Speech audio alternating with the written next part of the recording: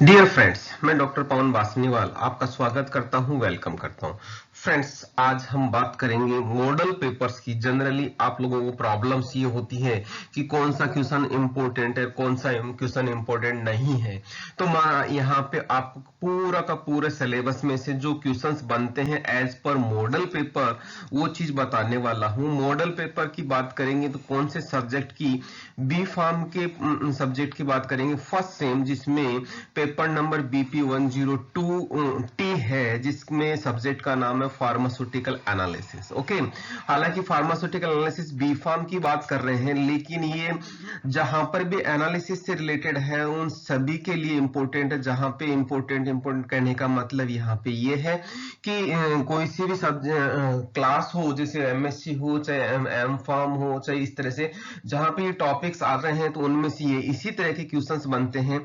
इन questions में से क्या बनेगा क्वेश्चन, और आपको आंसर किस तरह से करना है जिससे आपको मैक्सिमम नंबर या अच्छे नंबर मिले, ये चीज मैं आपके साथ डिस्कस करने वाला हूं। ओके,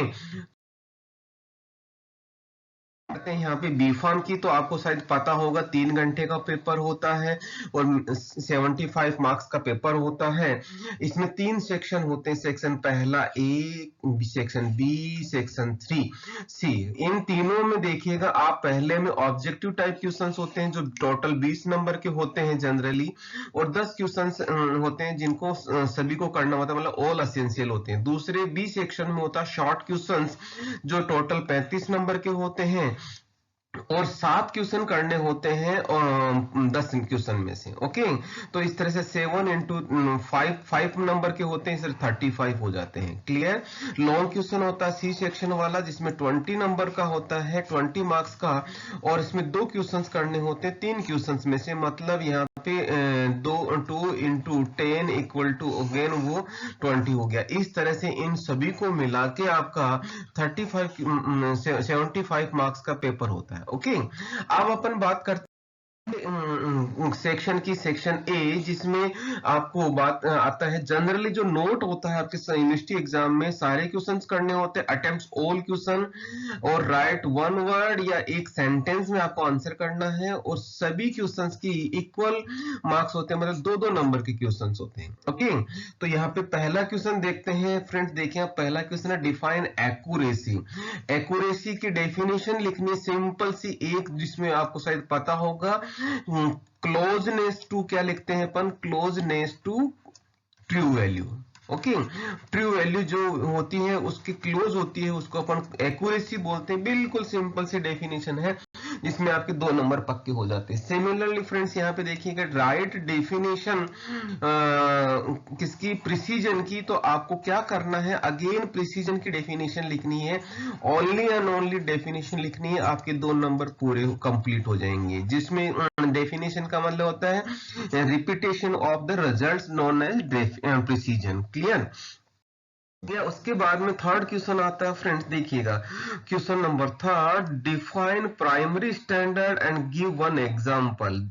सिंपल सी बात है, हमें यहाँ पे याद रखिएगा, प्राइमरी स्टैंडर्ड की सिर्फ डेफिनेशन लिखनी है, पहली चीज। डोंट गिव डिस्क्रिप्टिव आंसर, और उसके बाद में एक उसका एग्जाम्पल लिखना है, तो आपका आंसर कंप्लीट हो जाएगा और आपको 2 नंबर पूरे पूरे मिल जाएंगे। क्लियर। फिर दूसरा आता है define limit test. Friends, again यही चीज मैं कहूंगा, डिफाइन लिमिट टेस्ट का मतलब, अगेन लिमिट टेस्ट का मतलब क्या होता है, डेफिनेशन लिखनी है हमें। यहाँ पे शायद आपको पता होगा, लिमिट टेस्ट के बारे में मैंने डिटेल कंप्लीट वीडियो बना रखे हैं। सभी लिमिट टेस्ट की डेफिनेशन और उसका सिग्निफिकेंस का अलग से वीडियो बना रखा है। यदि आपको समझ में नहीं आया हो तो यहाँ डिस्क्रिप्शन बॉक्स में उसकी क्या होगा, लिंक मिलेगा, और उस डिस्क्रिप्शन बॉक्स के लिंक को आपको क्या करना है, क्लिक करना है। क्लिक करके उसको देखें, समझें, और यहाँ पे इस तरह के क्वेश्चंस के लिए तैयार हो जाए। सिंपल सी 2 लाइन में आपका क्वेश्चन कंप्लीट हो जाएगा, आंसर, और उसके बाद में 2 नंबर 100% मिल जाएंगे, उसमें आपको कहीं भी मार्क्स नहीं कटेंगे। फिर अपन बात करते हैं नेक्स्ट, राइट प्रिंसिपल। और assay of magnesium sulphate. Keep in mind, आपको याद रखना है यहाँ पे हमें वन वर्ड और वन सेंटेंस में आंसर करना है। वन वर्ड में पॉसिबल नहीं है, इसीलिए हम इसको एक सेंटेंस में इसको आंसर लिखेंगे। सेंटेंस में आंसर लिखने के लिए क्या करना है, इसका एक प्रिंसिपल लिखना है कि किसके साथ में कौन सी, पहला तो कौन से मेथड से हम इसका करते हैं ऐसे, और उसके बाद में इसका प्रिंसिपल का मतलब यहाँ पे किसके साथ रिएक्शन करवा रहे हैं, किसके साथ रिएक्शन कराने से हमें प्रेसिपिटेट मिलता है या क्या कलर मिलता है, किस तरह का मिलता है, ये चीज लिखना होगा तो आपको आंसर कंप्लीट हो जाएगा। सिंपल सी 2 लाइन में क्वेश्चन आंसर बनेगा और 2 नंबर आपके पक्के हो जाएंगे। क्लियर। फिर आता है question friends next, define masking agent. Masking agent again keep in mind, हालांकि मास्किंग एजेंट पे 5 नंबर का भी क्वेश्चन बनता है। ओके, तो आपको वहां क्वेश्चन की लैंग्वेज होगी एक्सप्लेन मास्किंग एजेंट, तो आपको वहां पे अलग तरीके से लिखना पड़ेगा। पहले मैं इसका आंसर बता देता हूं। तो यहाँ पे देखिएगा सिंपल सिर्फ डेफिनेशन लिखनी है और ज्यादा से ज्यादा आप एक एग्जांपल और दे सकते हैं, इससे ज्यादा ना लिखें, नहीं तो एग्जामिनर आपके मार्क्स काट सकता है। क्लियर। और यदि 5 नंबर का क्वेश्चन आए तो पहले डेफिनेशन लिखना है इसको, उसके बाद में इसका एग्जाम्पल लिखना है, और उसके बाद में एग्जाम्पल के बाद में इनका थ्योरी लिखना है। थ्योरी का मतलब यहाँ पे इस तरह से, प्रिंसिपल मींस, प्रिंसिपल का मतलब यहाँ पे ये है कि हाउ दे वर्क, मतलब किस तरह से काम करते हैं, हाउ दे वर्क, तो वो चीज आपको बतानी है मास्किंग एजेंट में। ओके, जब मास्किंग एजेंट आते हैं तो आपको एक चीज और ध्यान रखनी है कि एक वर्ड और आता है, उसको बोलते हैं हम डी मास्किंग एजेंट। ओके, तो याद रखना मास्किंग एजेंट और डी मास्किंग एजेंट दोनों को साथ में ही याद करना है। इस पे आपको 2 नंबर का क्वेश्चन भी मिल सकता है और 5 नंबर का क्वेश्चन भी मिल सकता है। ओके, ये हो। अब अपन बात करते हैं next question number 7। What is molarity means, यहाँ पे याद रखिएगा हमें सिंपल सी चीज है, मोलरिटी की हमें डेफिनेशन लिखनी है। मोलरिटी की डेफिनेशन आ गई पहली, और ज्यादा से ज्यादा आप क्या कर सकते हैं, इसका फॉर्मूला जरूर लिखें। फॉर्मूला लिख देंगे तो आपका 100% 2 नंबर पक्के हो जाएंगे। क्लियर। फिर उसके बाद में देखिएगा next question number 8, define and give one example of protogenic solvents. Friends, protogenic solvent क्या होता है, उसकी एक सिंपल सी डेफिनेशन लिखनी है। डेफिनेशन के साथ में आपको एक एग्जांपल लिखना है। इन सब दोनों से याद रखिएगा, प्रोटोजेनिक से मतलब याद रखना सॉल्वेंट का टाइप्स आता है, ये जनरली 4 तरह के होते हैं, याद रखना। तो ये क्वेश्चन जो सॉल्वेंट पे बनाया है आपको एग्जांपल के तौर पे, तो यहाँ पे एप्रोटिक सॉल्वेंट भी याद करना। एप्रोटिक सॉल्वेंट भी होता है, प्रोटोजेनिक भी होता है, और प्रोटोफिलिक भी होता है, और एम्फीप्रोटिक भी होता है। इस तरह से 4 तरह के आपके सॉल्वेंट होते हैं। ये सारे के सारे आपको बड़ा 5 नंबर का क्वेश्चन होगा, तब आप भी आपको आंसर कंप्लीट लिख सकते हो। क्लियर। ये हो गया आपका क्वेश्चन। दूसरा नेक्स्ट आता है 9th नंबर का question, right definition of oxidation reduction. Keep in mind, oxidation reduction reaction को हम क्या बोलते हैं, रिडॉक्स, रिडॉक्स भी बोलते हैं। ऑक्सीडेशन रिडक्शन को हम क्या बोलते हैं, रिडॉक्स भी बोलते हैं, रिडॉक्स, रिडॉक्स। तो रीड से रिडक्शन, ऑक्स से ऑक्सीडेशन। क्लियर। तो यहाँ पे 3-4 तरह की डेफिनेशन होती है, जो जिनका ऑक्सीडेशन स्टेट इंक्रीज होता है उनमें क्या होता है, ऑक्सीडेशन स्टेट इंक्रीज होता है तो क्या होता है ऑक्सीडेशन, ऑक्सीडेशन स्टेट डिक्रीज होता है हम उसको रिडक्शन बोलते हैं। इलेक्ट्रॉन डोनर होता है, इलेक्ट्रॉन डोनर को हम क्या बोलते हैं, ऑक्सीडेशन कंडीशन बोलते हैं। इलेक्ट्रॉन एक्सेप्ट होता है तो वहां पे रिडक्शन होता है। इस तरह से यहाँ पे आपको आंसर कंप्लीट करना, 3-4 तरह की डेफिनेशन होती है, आपको डेफिनेशन लिखनी है और आपके 2 नंबर कंप्लीट ओके हो जाएंगे। क्लियर। नेक्स्ट क्वेश्चन बात है friends, define normality.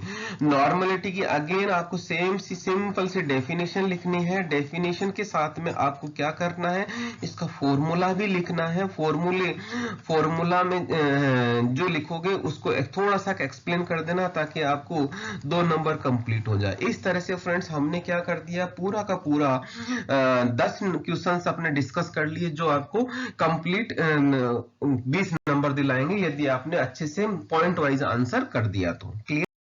Now friends, अब अपन बात करते हैं दूसरे बी सेक्शन की। बी सेक्शन में देखिएगा आप, यहाँ पे 35 नंबर के क्वेश्चंस होंगे। जैसा अपन डिस्कस कर चुके, 7 क्वेश्चन ही करने हमें, और हर क्वेश्चन 5 नंबर का होगा। क्लियर? तो यहाँ पे पहला क्वेश्चन देखते हैं क्या, how will you prepare and standardize sodium hydroxide solution. Sodium hydroxide solution आपको कैसे बनाना है? तो इसमें आपको क्या करना है, पहला पॉइंट आपको आंसर लिखना है, सोडियम हाइड्रोक्साइड जिसका फॉर्मूला होता है, क्या कहेंगे आप, सोडियम हाइड्रोक्साइड जिसका फॉर्मूला होता है क्या, NaOH। तो NaOH को आप पहले एक लाइन में लिखेंगे कि NaOH क्या होता है। दूसरा पॉइंट्स में इसको आप क्या करेंगे, इसकी कैलकुलेशन बताएंगे कि 1.1 मोलर आपको कैसे बनाना है। मतलब याद रखना, इसका मतलब कि कितना ग्राम लेना है, कितने ml में आपको डिसॉल्व करना है। दूसरा पॉइंट हो गया। तीसरा पॉइंट आपको क्या करना है, इसका प्रोसीजर बताना है। प्रोसीजर में आपको क्या करना है, ये 2 सेक्शन बनता है। ए सेक्शन में आपको प्रिपरेशन करनी है, प्रिपरेशन ऑफ सोडियम हाइड्रोक्साइड। दूसरे सेक्शन में आपको क्या करना है, बी सेक्शन में स्टैंडर्डाइजेशन। ओके, स्टैंडर्डाइजेशन करना है। स्टैंडर्डाइजेशन करने के बाद में फोर्थ सेक्शन आ जाएगा इसका कैलकुलेशन का, कि आपको कैलकुलेशन से कितना मोलर या इसका जो फॉर्मूला होता है वो चीज बताना है आपको। तो इस तरह से आपको पूरे के पूरे 4 सेक्शन में आंसर करने हैं, तो आपको 5 नंबर पूरे के पूरे मिल जाएंगे। क्लियर? फिर अपन बात करते हैं नेक्स्ट क्वेश्चन की। Question number 2, right short note on metal ion indicators. Metal ion indicators, ध्यान दीजिएगा, यहाँ पे ये क्वेश्चन लिया हुआ है कॉम्प्लेक्सोमेट्री से। कॉम्प्लेक्सोमेट्री से आप लोगों को क्या करना है, देखिएगा फ्रेंड्स, यहाँ पे जो मेटल आयंस होता है, सबसे पहले आपको यहाँ पे आंसर कैसे करना है। पहला पॉइंट आपको देखना, इंडिकेटर क्या होता है, इंडिकेटर की डेफिनेशन लिखनी है, पहला पॉइंट। ओके, डेफिनेशन के बाद में दूसरा पॉइंट आपको क्या लिखना है, इसका मेटल आयन इंडिकेटर क्या होते हैं, मेटल आयन इंडिकेटर्स क्या होते हैं उसके बारे में लिखना है। ओके, मेटल आयन इंडिकेटर्स के बारे में लिख दिया। मेटल आयन इंडिकेटर लिखने के बाद में तीसरा है, इसका आपको क्लासिफिकेशन लिखना है। क्लासिफिकेशन के साथ में याद रखिएगा आपको इसका एग्जाम्पल जरूर लिखना है। एग्जाम्पल लिख के उसके बारे में थोड़ा थोड़ा आपको डिस्क्रिप्शन लिखना है, को कौन सा क्या इंडिकेटर क्या किस काम में आता है, मतलब कौन से के लिए टाइट्रेशन के लिए, किस तरह की टाइट्रेशन के लिए कौन से मेटल्स के लिए प्रीफर्ड होता है, तो आपका आंसर कंप्लीट होगा। यह आपको यदि आप इसको टेबुलर फॉर्म में लिखेंगे तो आपको मार्क्स का प्रोबेबिलिटी ज्यादा बनती है। Okay, clear? नंबर नेक्स्ट की बात करते हैं friends. Question number 3, that is discuss source of impurities in pharmaceutical preparation. ध्यान दीजिएगा, यहाँ पे सबसे पहला पॉइंट रहेगा आपका इम्प्योरिटी का। ओके, इम्प्योरिटी क्या होती है, इसका डेफिनेशन लिखेंगे, और थोड़ा सा दूसरा पॉइंट इसका बनाएंगे, इसका सिग्निफिकेंस। ओके, सिग्निफिकेंस ज्यादा नहीं लिखना, आपको 2-3 लाइन में ही लिखना है कि इसका फायदा क्या है, इंपोर्टेंस क्या है फार्मास्यूटिकल प्रिपरेशन में। उसके बाद में थर्ड पॉइंट रहेगा आपका source. Okay, source of impurities. Source of impurities में अपन को क्या करना है, सारी की सारी जितनी आपकी सोर्स होते हैं उनको लिस्टिंग करनी है सारी की सारी, और उसके बाद में इंडिविजुअल को आपको डिस्कस करना है। ओके, इस पूरे क्वेश्चन पे मैंने एक पूरा का पूरा वीडियो बना रखा है सोर्स ऑफ इम्प्योरिटीज पे, तो आपको उसको क्या करना है, उसको क्लिक करना है। आपको यहाँ पे एनोटेशन में आ रहा होगा साइड में ऊपर की तरफ, और डिस्क्रिप्शन बॉक्स में भी मिल जाएगा। यहाँ पे उसको क्लिक करना, और उसको क्लिक करने के बाद पूरा का पूरा वीडियो देखना, आपको पूरा मैटर मिल जाएगा। क्लियर? ये सारा लिखेंगे तो आपको 5 नंबर पूरे मिल जाएंगे। ये सोर्स ऑफ इम्प्योरिटीज से रिलेटेड सवाल आपको केमिस्ट्री में भी मिलेगा और यहाँ पे एनालिसिस में भी मिलेगा। क्लियर? तो ये बहुत इंपॉर्टेंट सवाल है, याद रखिएगा आपको एग्जाम पॉइंट ऑफ व्यू से। नेक्स्ट क्वेश्चन की बात करेंगे friends, question number 4, write short note on limit test for arsenic. Keep in mind यहाँ पे अपन ने आर्सेनिक लिया, जनरली आर्सेनिक से रिलेटेड क्वेश्चन जरूर आता है, लेकिन मैं यहाँ पे अगेन ये कहूंगा, यहाँ पे आपके पास क्लोराइड का भी लिमिट टेस्ट आ सकता है, यहाँ पे आयरन का भी आ सकता है, यहाँ सल्फेट का भी आ सकता है, यहाँ पे आपके पास लेड का भी आ सकता है, जिसको अपन पीबी बोलते हैं। क्लियर? तो याद रखिएगा अपन को इन सभी का आंसर अपन कैसे लिखेंगे। पहले आपको लिमिट टेस्ट की डेफिनेशन लिखनी है, पहली बात, पहला पॉइंट। दूसरा पॉइंट क्या करना है, प्रिंसिपल लिखना है। जैसे अपने यहाँ पे सपोज यहाँ पे आर्सेनिक का है तो आर्सेनिक से रिलेटेड प्रिंसिपल लिखना है। प्रिंसिपल के बाद में तीसरा पॉइंट लिखेंगे, आपको इसका प्रोसीजर लिखेंगे। प्रोसीजर के साथ में पूरा टेबुलर फॉर्म में लिखेंगे, जिसमें एक तरफ आप जनरली लिखते हैं सैंपल के लिए, दूसरी तरफ आप लिखते हैं टेस्ट के लिए। क्लियर? और फोर्थ पॉइंट लिखेंगे इसमें रिजल्ट के लिए। रिजल्ट का मतलब यहाँ पे देखिएगा आपको इंटरप्रिटेशन कैसे करना है। इंटरप्रिटेशन करने के लिए मतलब कौन सी कंडीशन में सैंपल पास होगा और कौन सी कंडीशन में सैंपल फेल होगा, ये चीज बतानी है। तो इस तरह से आपको 4 पॉइंट्स में आंसर करना होता है, और इस तरह से आप करेंगे तो आपको पूरे के पूरे 5 नंबर मिलेंगे ही मिलेंगे, एग्जामिनर को देने ही पड़ेंगे, क्योंकि आपने पूरी चीज कंप्लीटली लिख दी है। कीप इन माइंड, आर्सेनिक का जब करेंगे तो आर्सेनिक का आपको डायग्राम बनाना ना भूलें, डायग्राम में आपको जरूर बनाएं ताकि आपको मार्क्स पूरे मिलेंगे, कटेंगे नहीं। क्लियर? क्वेश्चन नंबर नेक्स्ट की बात करते हैं। Question number 5, right short note on essay of sodium benzoate. याद रखिएगा आपके जो सिलेबस में 3-4 ड्रग्स का या 3-4 कंपाउंड मॉलिक्यूल्स का ऐसे है, प्रिफरेबली जैसे मैग्नीशियम सल्फेट का भी जैसे मैंने डिस्कस किया उसका भी आ सकता है, सिमिलरली यहाँ सोडियम बेंजोएट हो सकता है। तो कहने का मतलब इसमें आपको क्या करना है, पहले आपको इसमें प्रिंसिपल लिखना है। प्रिंसिपल क्या होता है इसका पूरा का पूरा ये। दूसरा पॉइंट इसका प्रोसीजर लिखना है। प्रोसीजर लिखने के बाद में तीसरा पॉइंट लिखेंगे आप इसका फॉर्मूला, या कहेंगे या इसको जो कैलकुलेशन वाला पार्ट है वो लिखेंगे। इस तरह से आप 3 सेक्शन में इसका आंसर कंप्लीट कर देंगे तो और टू द पॉइंट आंसर लिखें तो आपके पूरे नंबर मिलेंगे 100%, 5 नंबर। क्लियर? फिर अपन बात करें नेक्स्ट क्वेश्चन की। Question number 6, how will you prepare and standardize potassium permanganate solution. Potassium permanganate solution कौन सा, 0.1 मोलर सॉल्यूशन। तो अगेन देखिएगा, पहला आपको इसमें आंसर कैसे करना है। पहला आपको इसका पोटेशियम परमैंगनेट, जिसको अपन KMnO4 बोलते हैं, इसका नेचर क्या होता है ये चीज आपको बतानी है। मतलब ऑक्सीडाइजिंग एजेंट होता है, स्ट्रॉन्ग ऑक्सीडाइजिंग एजेंट होता है। दूसरा इसका आपको कैलकुलेशन बतानी है कि आपको कितना ग्राम कितने ml में लेना है, ये इसकी कैलकुलेशन बतानी है। तीसरा इसका आपको क्या करना है, प्रोसीजर बताना है। प्रोसीजर के साथ में याद रखिएगा यदि कोई प्रिकॉशन लेना होता है तो प्रिकॉशन भी उसी में साथ में आप डिस्कस करें, और याद रखिएगा प्रोसीजर आपको पॉइंट्स में लिखना है। क्लियर? और चौथा पॉइंट आपको क्या करना है इसमें, चौथा पॉइंट, 3 पॉइंट तो ये हो गए 1 2 3। क्लियर? और चौथा पॉइंट अपन क्या करेंगे, इसका कैलकुलेशन वाला पार्ट रहेगा। कैलकुलेशन का मतलब यहाँ पे कि फॉर्मूला क्या होगा इसका। ओके, फॉर्मूले में मतलब कितने तरीके से अपन इसको फॉर्मूले से अपन इसको कैलकुलेट कर सकते हैं। क्लियर? ये हो गया। आपको इस तरह से आप आंसर करेंगे पॉइंट वाइज तो आपके क्वेश्चंस का परफेक्ट आंसर जाएगा।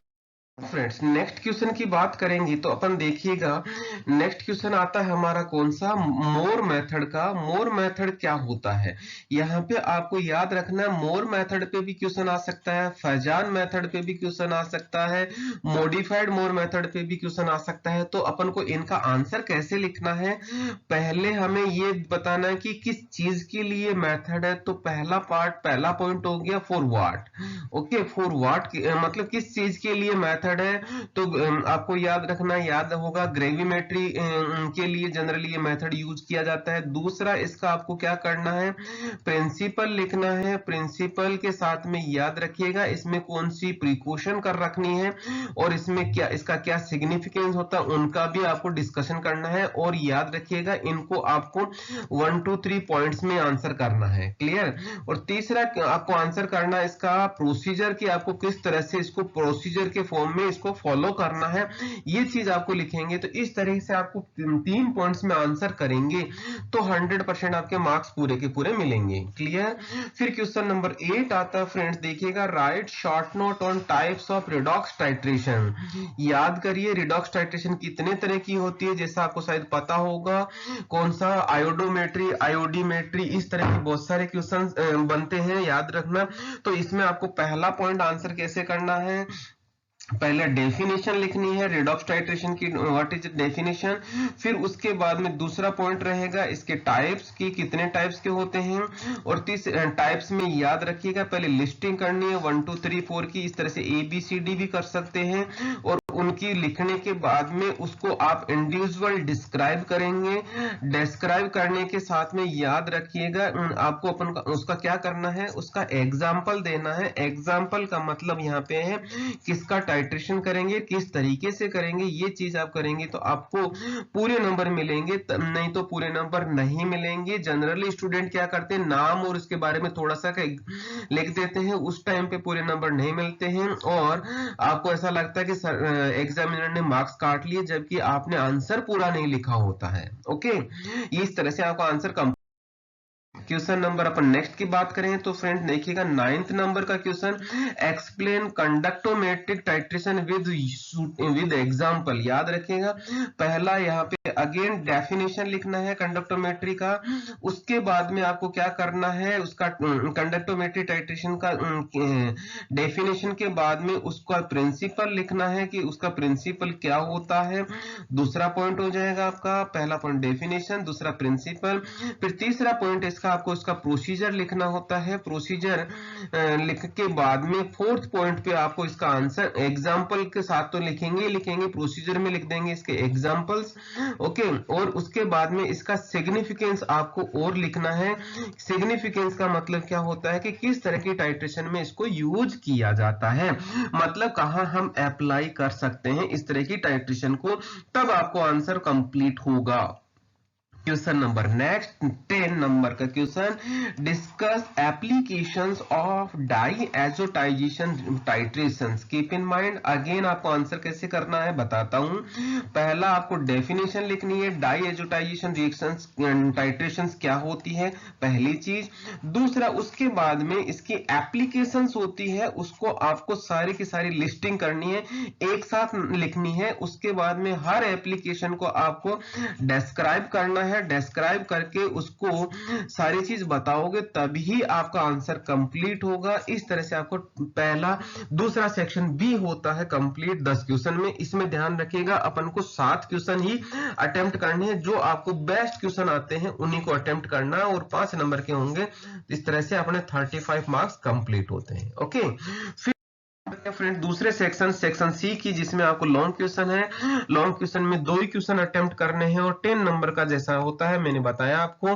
पहला जिसमें याद क्वेश्चन देखिएगा, describe in detail electrochemical cell. पहला point, discuss its construction and working of reference hydrogen electrode, explain methods to determine end point of potentiometric titration and applications. ध्यान दीजिए लेंथी क्वेश्चन है, तो पहला तो हमें क्या करना है, इलेक्ट्रोकेमिकल।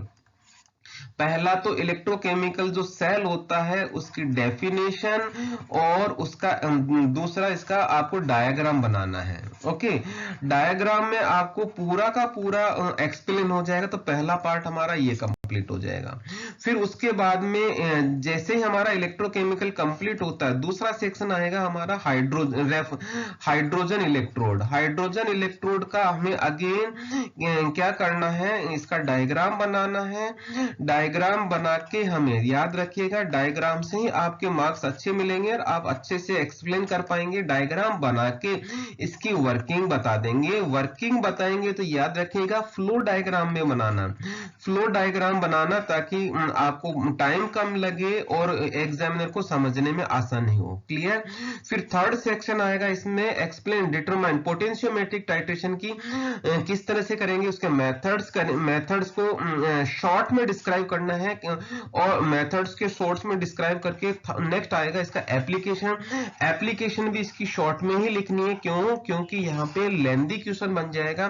पहला आपको इलेक्ट्रोकेमिकल, फिर हाइड्रोजन इलेक्ट्रोड, फिर इसके मेथड्स, फिर इसके एप्लीकेशन। इस तरह से आपको आंसर सेक्शन वाइज बनाना है तो आपका परफेक्ट आंसर जाएगा। तो याद रखिएगा इसी तरह से आपको आंसर करना है। क्लियर। क्वेश्चन नंबर सेकंड देखिएगा, discuss principle and steps involve in gravimetric analysis. पहला, explain comparative study of the purity of the precipitate, coprecipitation and post precipitation. How will you estimate barium sulphate. Keep in mind again, पहला हमें gravimetry का definition लिखना है, पहला point. दूसरा point आपको क्या लिखना है, इसका प्रिंसिपल लिखना है।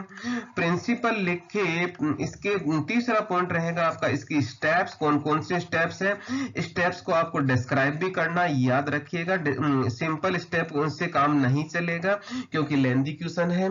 फिर उसके बाद में आपको फोर्थ पॉइंट रहेगा को प्रेसिपिटेट की प्यूरिटी ऑफ प्रेसिपिटेट के बारे में लिखना, प्यूरिटी ऑफ प्रेसिपिटेट उनके बारे में लिखना है। फिर उसके बाद में दोनों तीन को साथ कंपेयर करना है, को प्रेसिपिटेशन और प्रेसिपिटेशन को दोनों को एक साथ कंपेयर करना है। और ये दोनों कंप्लीट हो गए उसके बाद में आपको एसे ऑफ, छठा पॉइंट हो जाएगा एसे ऑफ बेरियम सल्फेट। तो बेरियम सल्फेट को ऐसे के लिए इसके सब पॉइंट रहेंगे ए सेक्शन में, जिसका आपको इसका पहला प्रिंसिपल लिखना है, प्रिंसिपल के बाद में उसका प्रोसीजर लिखना है, प्रोसीजर के बाद में यहाँ पे इसका लास्ट में थर्ड पॉइंट हो जाएगा इसका कैलकुलेशन या जिसको अपन क्या बोलते हैं फॉर्मूला। ओके, इस तरह से आपका आंसर कंप्लीट होगा क्वेश्चन नंबर सेकंड का। तो आंसर पॉइंट वाइज लिखेंगे। अगेन मैं एम्फेसिस देना चाहूंगा ताकि आपको मार्क्स अच्छे मिले। क्वेश्चन नंबर थर्ड की बात करेंगे, discuss different theories of acid base indicators and classification of acid base titration, explain various types of neutralization curves. ध्यान दीजिए इसमें तीन सेक्शन हो गए। पहला एसिड बेस थ्योरी की इंडिकेटर्स के बारे में थ्योरीज बतानी है।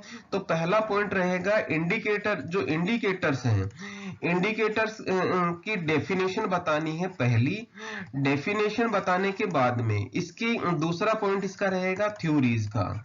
थ्योरीज कौन सी होती है, थ्योरीज तीन थ्योरीज होती है, शायद आपको पता होगा। उन थ्योरीज के बारे में एक्सप्लेन करना ए, बी और सी। इस तरह से थ्योरीज एक्सप्लेन करने के साथ में याद रखिएगा आपको एग्जाम्पल जरूर लिखना है ताकि आपका आंसर कंप्लीट रहे। क्लियर। ये तो हो गया पहला सेक्शन। दूसरा दूसरे सेक्शन के लिए पॉइंट नंबर थर्ड हो जाएगा आपका।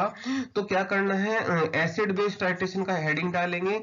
एसिड बेस टाइट्रेशन का हेडिंग डाल के आपको क्या करना है, इसकी पहले डेफिनेशन करना है। डेफिनेशन करने के बाद में इसका क्लासिफिकेशन लिखेंगे। क्लासिफिकेशन लिखने के बाद में आपको क्या करना है, उनका डिटेल डिस्क्रिप्शन करना है। डिस्क्रिप्शन करोगे तभी आपके आंसर कंप्लीट माना जाएगा। फिर उसके बाद में थर्ड सेक्शन आएगा न्यूट्रलाइजेशन कर्व। फोर्थ पॉइंट हो जाएगा आपका न्यूट्रलाइजेशन कर्व। न्यूट्रलाइजेशन कर्व में आप ध्यान देना स्पेशल रहता है, एसिड स्ट्रॉन्ग बेस, इस तरह से चार आपके कर्व होते हैं। उन कर्व्स को आपको इस तरह से बनाना है जिस तरह से आपको बनते हैं, जनरली इस तरह से बनते हैं।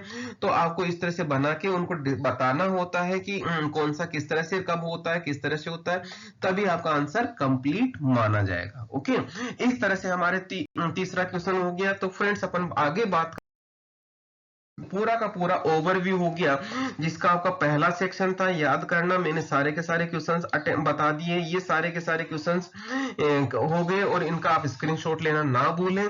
पहला सेक्शन हो गया। दूसरा सेक्शन आपको 10 क्वेश्चन आ गए। 10 क्वेश्चन में से आपको सिर्फ 7 ही क्वेश्चन करने हैं और आपके पास ऑप्शन 10 है, तो 10 में से 7 क्वेश्चन करोगे तो आपके 35 नंबर कंप्लीट हो जाएंगे। और उसके बाद में थर्ड सेक्शन था, हम यहाँ पे कहूंगा मैं आपको स्क्रीनशॉट जरूर ले लीजिएगा ताकि आपको एग्जाम के टाइम पे इसको रिवाइज करने में आसानी रहेगी। और थर्ड आता लॉन्ग क्वेश्चन का, जिसमें आपको 20 नंबर के 2 ही क्वेश्चन करने, 1 2 3 क्वेश्चन का आपके पास ऑप्शन रहता है, तो इस तरह से आपको 2 ही क्वेश्चन करने हैं। ये हो गया आपका तीसरा सेक्शन। और यहाँ बहुत बहुत धन्यवाद देना चाहूंगा, आपने पूरा वीडियो देखा। आपका एक like, comment, share and subscribe जरूर बनता है। यदि आपने चैनल को सब्सक्राइब नहीं किया है तो चैनल को सब्सक्राइब जरूर करें ताकि आपको जो भी मैं नया वीडियो डालूं तो आपको इमीडिएटली अलर्ट अलर्ट मिले। इसके लिए आपको साइड में बेल आइकन होगा, तो उस बेल आइकन को इनेबल कर लेना ताकि आपको इमीडिएटली अलर्ट मिल जाए। फिर से मैं नया वीडियो लेके आऊंगा, तब तक के लिए धन्यवाद। Thank you once again.